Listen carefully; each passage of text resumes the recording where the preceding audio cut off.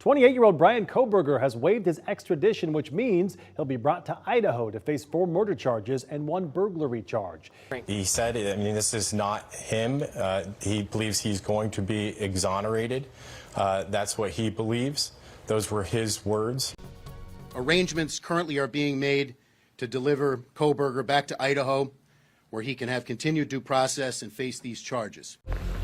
Today, in this Stroudsburg, Pennsylvania courthouse, a major development in a case that has gripped the nation for nearly 2 months. The alleged killer behind the grisly murders of 4 University of Idaho students agreeing to be voluntarily extradited to Idaho. 28-year-old Bryan Kohberger charged with 4 counts of first-degree murder and 1 count of felony burglary in the deaths of 21-year-old roommates Madison Mogen, Kaylee Gonzalez, 20-year-old Xana Kernodle, and Xana's boyfriend, Ethan Chapin, on November 13th. Kaylee's father, Steve Gonzalez, telling Good Morning America today. It definitely provided relief for our family. It's like seeing sunlight after you've been stuck in a house for a month. It's my sincere hope that this marks a clear step in the right direction of effectuating justice for those folks. This day in court is what the families and friends of the quadruple murder have been wanting since November 13th. The morning their loved ones were discovered brutally stabbed to death in their off-campus home at the University of Idaho. But law enforcement not making it public as to who did it and why, leaving the community in terror with a killer on the loose. After 19,000 tips and hundreds of interviews, finally, a suspect arrested at his parents' home in a gated community in Monroe County, Pennsylvania. The FBI sat on the house for several days before a tactical team made up of Pennsylvania State Police troopers and FBI agents finally moved in at about 2 o'clock in the morning Friday to make the arrest. Our Philadelphia station WPVI talking to a neighbor who saw the arrest but didn't want to be identified. They had it in handcuffs and they took him out. We really did not saw his face. We did so when the team took him out and put him in the car. That was very scary. In June, Kohberger completed his master's degree in criminal justice at DeSales University in Pennsylvania, seen here at his commencement ceremony. Back in May, someone using the same name posted on Reddit looking to recruit volunteers for a research project aimed at understanding how emotions and psychological traits influence decision-making when committing a crime. The suspect has been studying for his PhD in criminology at Washington State University. He had worked as a teacher's assistant there until the end of last semester. Police searching his apartment just over the state border in Pullman, a 15-minute drive from the crime scene in Moscow, Idaho. Recent students of his speaking out, one saying his appearance changed around the time of the murders. He looked a little bit more disheveled. He had like some stubble coming on. His hair was a little, messed up or whatever. I remember seeing him and thinking like, oh man, finals must be really getting to him. At the end of the semester, Kohberger was driving 2,500 miles from Washington to Pennsylvania with his father in his white Elantra. Indiana State Police confirming they pulled Kohberger over twice in their state on December 15th for traffic violations, seen here in this newly released body camera footage. They say they didn't know at the time he might be a suspect. This all began back on November 12th, a Saturday night in college, as friends headed out to local bars and parties. Kaylee Gonzalez and Maddie Mogen, newly 21, went to the popular campus bar, the Corner Club, around 10 p.m. It was just a party setting, so everyone was just socializing with each other. With Kaylee, she seems like her usual bubbly self, so nothing suspicious. Investigators say the 2 young women left the Corner Club around 1:30 a.m. By 1:40, 10 minutes later, Kaylee and Madison were seen laughing and taking pictures as they ordered from a food truck in downtown Moscow. I could just tell just by her body language that she was definitely feeling pretty good, and I wish I could have been there and given them a hug. At 1:56 a.m., the pair arrived home, getting a ride from what Steve described as a sorority-designated driver service. According to authorities, their roommate, Xana Kernodle, and her boyfriend, Ethan Chapin, were at a fraternity party earlier that same night, but also returned to that off-campus home by 1:45 a.m. Hours later, all 4 were dead. Their other 2 roommates were already home, allegedly asleep on the lower floor of the house, left unharmed. I hope people understand how all these kids that were a part of this were doing everything right. And they were going to be the type of people that you wanted be your neighbor. Authorities maintain the murders likely happened between 3 and 4 a.m. and that all 6 people were likely asleep at the time of the attack. Their bodies not discovered for another 8 hours. Some had defensive wounds. Each had been stabbed multiple times. Earlier this month, investigators announced they had zeroed in on a white Hyundai Elantra, which was seen on video in the immediate area of the victim's house when the crimes occurred. They were able to track the suspect through his vehicle, this Hyundai Elantra. This investigation took police from rural Idaho all the way to the Pocono Mountains in Pennsylvania. This as new details emerge about how law enforcement tracked Kohberger down.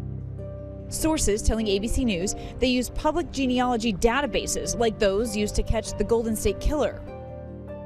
We can reverse engineer anyone's identity based on who they share DNA with. The vast majority of those cases are cold cases. CeCe Moore is a genetic genealogist who pioneered the techniques used in investigative genealogy and says she has worked with law enforcement to solve more than 250 criminal cases.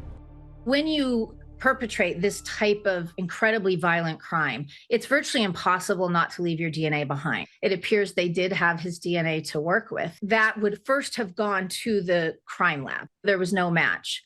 So at that point is when they would have taken that DNA evidence and sent it out for investigative genetic genealogy analysis. This method of using public DNA databases to help solve crimes is not without controversy. Critics say it violates users' privacy. Customers of these sites in the past have complained, particularly after the Golden State Killer case gained so much prominence, about, well, wait a minute, you're using my DNA to look for killers. I didn't sign up for that. Kohberger's lawyer says his client maintains his innocence, claiming he was in Pullman, Washington on the night of the murders. He's currently charged with first-degree murder. However, Idaho has the death penalty, and so it will not surprise me if the district attorney supersedes the charges and maybe charges him with capital murder, which could make him eligible for the death penalty. Law enforcement still tight-lipped on a possible motive. Kohberger is expected to be extradited to Idaho in the coming days. Look, this is a citation Kohberger was issued by Moscow, Idaho police for not wearing a seatbelt. The date, August 21st, 2022, 11:40 p.m., the day before the new semester began. He was pulled over in his white 2015 Elantra at the entrance to the campus, just 1.7 miles from the house where the murders took place. This is Jim Moray in Moscow, Idaho. One of the key questions raised by the seatbelt ticket is this: what was Kohberger doing at the University of Idaho when he was a grad student at Washington State University 8 miles away? Could he have been stalking one of the students who was later found slain? The father of victim Kaylee Gonsalves was asked about possible links with her on Good Morning America. I think those things will come out. I don't know if there's a direct connection, but we're waiting to see, and we're learning every day we're learning something new. And did Bryan Kohberger call into a podcast covering the murder investigation? A friend says this is his voice. I live in a college town, and I've worked with at least 10 Sigma Chi members. The caller tries to raise suspicions about the Sigma Chi fraternity that victim Ethan Chapin belonged to. Could it have been an attempt to divert attention to them and away from the real killer? The one thing that every single one of them has asked me is, if you were going to kill somebody, how would you get away with it? Maybe this is nothing more than some kid in a fraternity trying to prove himself. Kohberger's father, Michael, flew to Washington State to drive 2,500 miles cross-country with his son to their home in Chestnut Hill, Pennsylvania for winter break. They were pulled over in the white Elantra twice in Indiana, once for speeding and an hour later for tailgating. This is body cam video of one of those stops. But a judge says that extradition will happen within at least 10 days. So the big question now is how and when will Kohberger be brought back? Authorities tonight telling KREM 2 News that they're keeping that information a secret, citing security concerns. But as we've said, Kohberger could be here as early as tomorrow. And once he does return, he'll have an initial court appearance. And that's when that probable cause affidavit of facts will be released. And that'll be a treasure trove of information showing exactly what authorities, what evidence they've gathered in the house and what evidence they say they have against Kohberger. And once he makes that court appearance, KREM 2 will obviously be here. But today in Pennsylvania, he did tell a judge that he's not taking any medications and that his decision to voluntarily return to Moscow, that's his own decision. So we'll certainly be keeping an eye on when he returns. And his attorney stood in front of a judge and waived his extradition. Doing this puts the wheels in motion to get Kohberger to Idaho, where he'll face first-degree murder and burglary charges. They report every seat was filled, and Kohberger's family was in the front row. A CBS News correspondent says Kohberger remained stoic and calm, while his mother and sister sobbed through the hearing. Following his first courtroom appearance, Pennsylvania State Police hosted a press conference to share more details on Kohberger's arrest. Tactical assets were then staged in the county, in Monroe County, into the evening of Thursday, December 29th, last Thursday. And in the early hours of Friday, December 30th, those warrants were executed at the location. Mr. Kohberger was taken into custody without incident. Officials say they understand the public wants to be informed, but sharing certain information could interfere with the court system's due process. We're trying to balance essentially two things: the public's desire for information against the need to maintain the integrity of the investigation and protect the suspects, accused at this point's due process. Upon waiving his extradition, court order says Kohberger will be in Idaho within the next 10 days. So you can actually see the trooper pull up and approach the car. Then you see Bryan Kohberger in the driver's seat right here just for a half a second. Quickly, the officer moves, leans down, and then obstructs the view of the camera there. There is another person in the driver's seat that we know is Kohberger's dad, but we are keeping him anonymous. Again, quickly, that officer does lean down, blocking the camera's view. But what's important to note is the date in the top right corner of this video from December 15th. That is 8 days after the Moscow Police Department started asking the public for information about a white Hyundai Elantra. And this new body camera footage is the second time law enforcement pulled over the suspected killer in the same day. Just minutes before, a deputy from Hancock County Sheriff's Department had stopped Kohberger and his dad. In a statement from Indiana State Police, they say the trooper did not have information on Kohberger at the time or the license plate number of the car Idaho detectives were looking for. And we also have a second angle from this traffic stop. That's right here. This is from the trooper's dash camera. From this, we were able to read the license plate on that white Hyundai Elantra. I used that license plate number to find the car's VIN number in an online database. Then with that VIN number, I found the car's Carfax, and that's what we're looking at right here. This shows the most recent owner bought the vehicle in 2019 in Pennsylvania, and then in 2020, just about a month later, registered that car in Pennsylvania as well. The owner then re-registered the car, got it serviced a few times since then. Then on November 18th of this year, right here is when we see the owner re-registered the car in Pullman, Washington to get Washington plates. That happened again November 18th, 2022, just 5 days after Kohberger allegedly stabbed all 4 students. We did reach out to the Washington Department of Licensing to confirm Kohberger is the one who is registered to this car. We have not heard back yet, but we do know he was the one driving the Elantra in that Indiana State Body Police camera footage. Former Assistant FBI Director. Of course, we're going to get more details on the circumstances behind his arrest once it's all revealed. But you said something that was very interesting. You said no matter if it's a public defender who is defending Kohberger or a private attorney, you said the first thing they're going to do is challenge the sanitization of the crime scene. Why do you say that? Well, as I read up on it, I don't know how far they got into the cleaning up or sanitization of the house. But, I'm a former prosecutor before I went in the FBI, and you always have to be really tuned into due process being afforded the defendant. You don't want to create issues and defenses that don't already exist.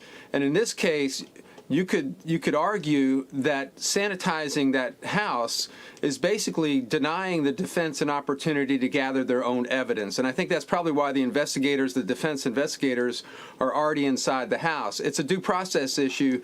You have to give the defense every opportunity to gather evidence and analyze evidence at the crime scene, or any information that might tend to exonerate the defendant. So you just got to be very careful with this. Hopefully they didn't get too far into that cleaning process. There have been a few missteps in this investigation, but I tell you, they really recovered in terms of how they identified this defendant, cross-country surveillance over the course of 2,300 miles, and the way they just sort of rallied in the last week or so and identified this defendant and got him in, behind bars. This guy's a dangerous killer, and that was the most important thing, is to get him in custody. Yeah, they really did do a cross-country surveillance. My mother-in-law said that her friend had a white Hyundai Elantra in New York, upstate New York, and police were looking in their driveway a couple of weeks ago at the car, and it turns out that it was because it was a white Hyundai Elantra, so it was completely cross-country. But my question to you, do you think they have the right guy? Has there been anything that he has said, or his lawyer, or the family, trying to say that he's innocent that would make you change your mind? I don't think it's a slam dunk case at this point. I don't think they would have arrested him, and we'll know when they unseal the arrest warrant, and the affidavit supporting the warrant will lay out the facts that they had at the time to get the warrant. But I don't think it's a slam dunk case. It is by its nature a circumstantial case, because there are no eyewitnesses to the crimes that we know of. There may be some people who saw that Elantra, or the camera that saw the Elantra, but even then you don't have a tag on that Elantra. So I think it's inherently circumstantial. And in that case, in those types of cases, there are defenses, and you really have to be on top of your game to gather up every shred of evidence and convince a jury that there's just no other person that could have done this. Yeah, as you will. And I will say. Sorry, continue. Go ahead. I'm sorry. No, please, you. Well, I will say that this, they did, as I said earlier, the investigators, and I think this was the FBI. I'm not taking anything away from the Pennsylvania State Police or the Idaho State Police and the investigators with the Sheriff's Department. But the FBI came in, did the DNA evidence, did the cross-country surveillance, probably tracked down the Elantra. I think this is what the FBI does really well.